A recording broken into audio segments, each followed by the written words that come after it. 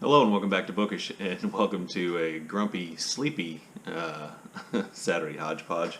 My weekly wrap-up of bookish things and reading, and anything else I want to talk about related to books, reading, life, YouTube, you name it. So I thought I would use my Saturday Hodgepodge since it's April the 2nd, the end of March, beginning of April, obviously. Saying obvious things in my Hodgepodge today, to do a wrap-up real quick of my March reading, and then to do a TBR for my April reading, and then talk about other things as I remember them, which is not going well because I realize I've already forgotten my Kindle, which I intended to bring in here because there was something I wanted to read from it. Be right back. This is going really well this morning. So anyway, here we go. So wrap up real quick. You know, March is the month where everything, it seems like every read-along possible happens. And while I didn't follow any of the prompts or attempt to make bingo on any of the read-along bingo cards, I did kind of essentially dabble in lots of, I shouldn't say almost every, lots of the March read-along things. For the Irish read-along, I read Mercier and Camier by Samuel Becket, which I talked about in an earlier video. For March Mystery Madness, I read The Hanged Man of Saint Folien by Georges Simenon, which I also talked about, by the way. I really like those series of books. For Women's History Month, for March of the Mammoths, and then also for my BookTube Prize reading, I read the 933-page biography of Sylvia Plath called Red Comet by Heather Clark, which, you know, you can go to my BookTube Prize video and get a review of that. Let me just emphasize, because, you know, I did in that video kind of make a joke of how much detailed information there is about Plath's dating life. You know, I did find that irritating, but the book overall is really an impressive biography, and like I said in the video, the parts of it that are great are truly, truly great. For Women's History Month, because March was also Women's History Month, I read Cleopatra, A Life by Stacy Schiff. The writing in this book just completely astonished me. It's the kind of nonfiction writing I think everybody hopes to find when they open a work of, let's just say, popular-ish nonfiction. Schiff does a great job with the information available to her about Cleopatra. There's a lot of inference here. There isn't a lot of actual documentary evidence about Cleopatra, so oftentimes what we see is really Cleopatra reflected in the works of historians, of Roman historians, or in the events of Roman history. We get a lot of that, and Schiff just does a great job of placing Cleopatra in that context with Caesar and Mark Antony and Octavian, Caesar Augustus. It's just really, really good, and the writing was exceptional. So I really like that book. And then I also participated in March of the Moderns by reading a book published between, I think, 1900 and 1950. And this book was also part of my project to read one book a month that had been on my shelves for a really long period of time. And the book I chose eventually to read was Down and Out in Paris and London by George Orwell. And this is essentially kind of almost a memoir, non-fiction-y look at poverty in England and France between World War I and World War II. A lot of this really resonated, well, not a lot. The parts of this where he talks about being a dishwasher in a restaurant in Paris really resonated with me. And a lot of people find that discussion gross. And I have to be honest with you, if you worked in a restaurant, a lot of this seems relatively mild to me. But I thought that was interesting. Orwell makes some really interesting commentary about poverty, about the nature of kind of these people who are referred to as tramps, who are these homeless men who wandered around in England, and, you know, possible solutions, etc. Some philosophy there. I will say, and this is not one of those things that I couldn't ignore, there is what I would just call kind of that disturbing, casual anti-Semitism that existed in the world leading up to World War II. There is some of that here, and it is, every time I find that in a book, it is jarring to me to realize how widely accepted and how, just almost part of culture this kind of anti-Semitism seemed to be, in which non-Jewish people just seem to always mistrust the motives, the behaviors of Jewish people they ran into. It's really, the more I think about that, the more disturbing I think it is in terms of just that kind of picture we have of the past. And I know this isn't news to anybody who's studied history, me either, but just to have it reinforced over and over again in works of fiction or works of nonfiction that aren't even really about history or about anti-Semitism, to find it so commonly in books really is one of those things which disturbs me a lot. Also continued on my buddy read of The Stories of Eudora Welty with Sean the Book Maniac. This is really going great. I had read a lot of the stories in this collection before. Back when I thought I would be a writer of fiction, I read a lot of short stories because I thought I would write short stories. That would be my entry into becoming a writer. And so I'd read a lot of Welty's stories. But, I think it always had a somewhat, and this is a horrible thing to say, a somewhat condescending view of Welty as a writer, as just this kind of pleasant old Southern lady writer. And she is truly remarkable in her ability to take on all kinds of topics and to write stories from about all kinds of different things. And she really is quite accomplished and quite a beautiful writer. And, I regret my... my earlier condescension to her for that. In addition to that, I read Marilynn Robinson's collection of essays called When I Was a Child, I Read Books. That was a buddy read I did with Patrice Jones, great member of our BookTube community here. I'll tell you in all honesty, I found that collection disappointing for the most part in the essays in that collection. Robinson is defending Christianity and from the modern world and what she sees as attacks from within and without the Christian community, and that really isn't what I thought the book would be about. In addition to that, I think Robinson takes some shortcuts in history, that she has a tendency to kind of gloss over some things about American history, for instance, like the impact of settlement in the West on the indigenous population or on the First Nations populations of the Western United States. And it just wasn't what I thought. I thought it was going to be a book about her reading life, and it really wasn't that at all. So it's not that the writing isn't excellent. It's not that her ideas aren't brilliant. It's just that it really wasn't what I was looking for, and on top of that, there were elements in it that really disappointed me. But I read that as well this month in March. So then on to my April TBR. I have no idea why I decided that this April I would read almost exclusively works by First Nations people of Canada, First Nations people of the United States, and as it works out, the First Nation author from Australia as well. Is kind of my dip into Aussie April here. I know that that November is Indigenous Peoples Month here in the United States. I'm not sure if that's true in Canada or anywhere else.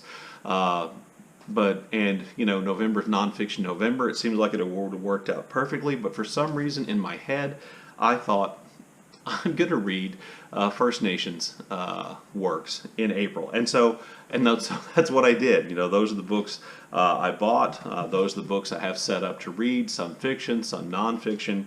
That's kind of what I'm doing, and so I actually started that on Thursday, sorry. Yeah, that was yesterday. I filmed on Friday. So one of the books I started reading was Nupaming by Leanne Betasamosake Simpson. I know I butchered that name. I'm really sorry. Hopefully I will hear somebody talk about it soon. This is kind of a book which will, having read about 90 pages, kind of feels a little bit like experimental fiction, but experimental fiction from a spiritual point of view of First Nations people. I believe the author is Canadian, a member of She's a Michi Sagi Nishnabeg writer and scholar.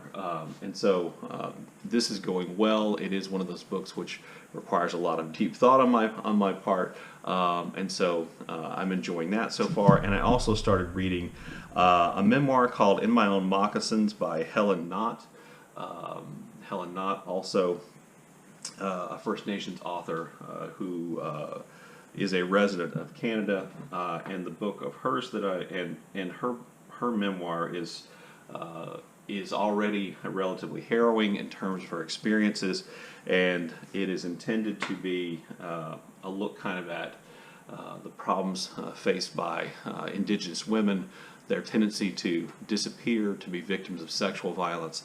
And it's already really harrowing, but there was a passage in the introduction in which Ms. Knott talks about why she wrote the book, which I thought spoke really well to a topic that I've addressed here on BookTube and that others have addressed.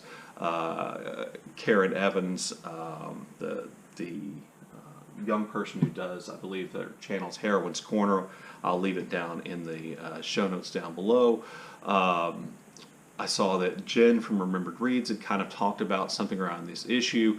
It had been become controversial, you know, in part thanks to my misunderstanding because of a video made by Gunpowder Fiction and Plot, and it kind of all centers around the idea of writers of color or of different cultural backgrounds than Western European backgrounds, essentially staking a claim to writing their books not for necessarily a wide audience. And I realize that idea is controversial, and when these statements are made, some people view them as being, you know, racist in some way. But I thought in the introduction to her memoir, Ms. Knott had done a great job of kind of laying out what she means, and I think that could be extrapolated to some of these other authors as well. Oh, also, Yaa Gyasi had written a piece in the Guardian on this topic about how we shouldn't view the works of black writers as medicine for white people to cure us of racism, etc. So I just thought, with all that background, man, was that a lot of background going on today.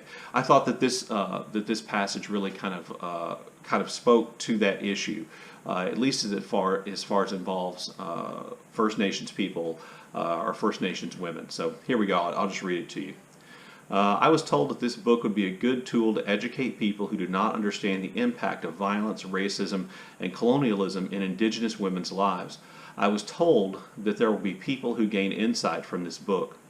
I did not write this for you. I did not write this book so that people can learn how to humanize Indigenous women and gain context for the violence that seems to fill our lives. As an Indigenous woman, I once begged to be seen as a human. I promised myself I would never beg for what is mine. I understand that your learning will be a product of these words, and that is a good thing. We must understand each other in order to change the world. I invite you into this space with an open heart and with the requirement that you burn your pity and bury your judgments. As Indigenous women, we sometimes must unapologetically write for ourselves. I wrote this for us.